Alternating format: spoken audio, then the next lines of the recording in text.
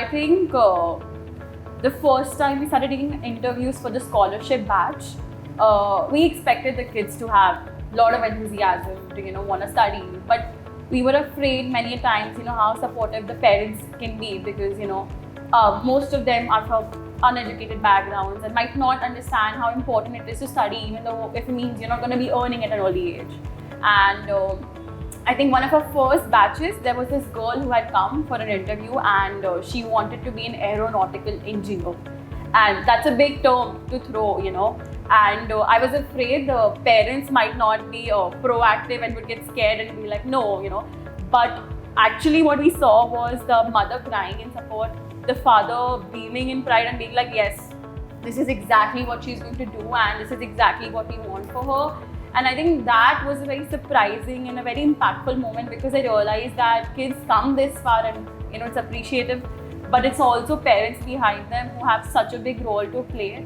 So I think that really touched me a lot and made an impact. Yeah.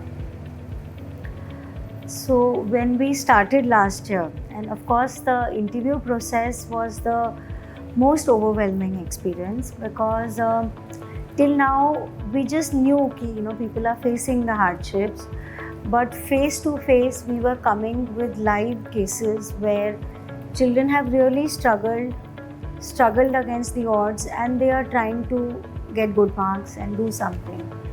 And the positives which I saw was, I didn't realize these schools from these very underprivileged backgrounds, I saw some of the students have a lot of clarity about what they want to do.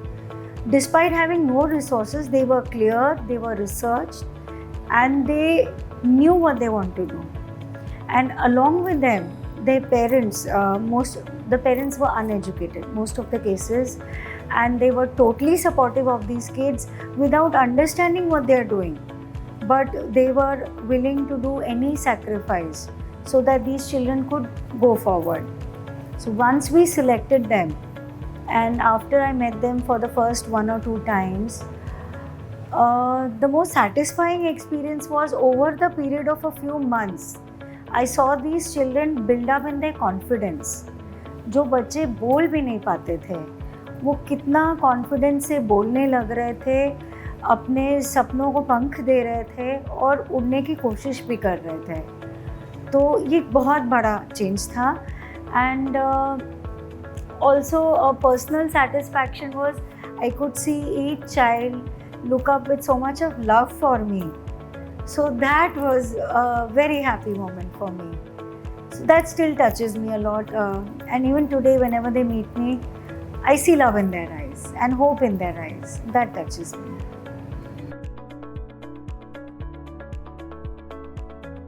Yeah, I think building on to what you said, the first time we met all the students, they were really scared.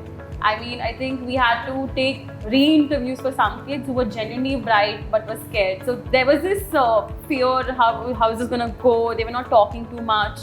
And then 6 months later, we had like this fun Christmas, get together. And suddenly, everybody was so different.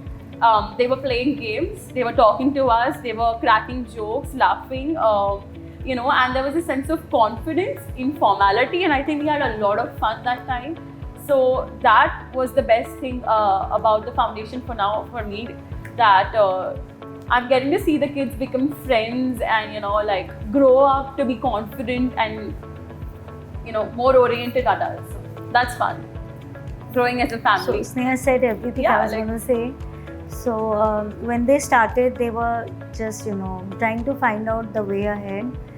But by the Christmas time, the Christmas party, these kids had bonded with each other, and I could clearly see they had become a family within themselves, because they were in one single family unit. And Christmas, they were giving up their fears and they were playing, eating, laughing, and I have seen them blossom. Some of them have formed groups and they're chatting and interacting, so they become friends.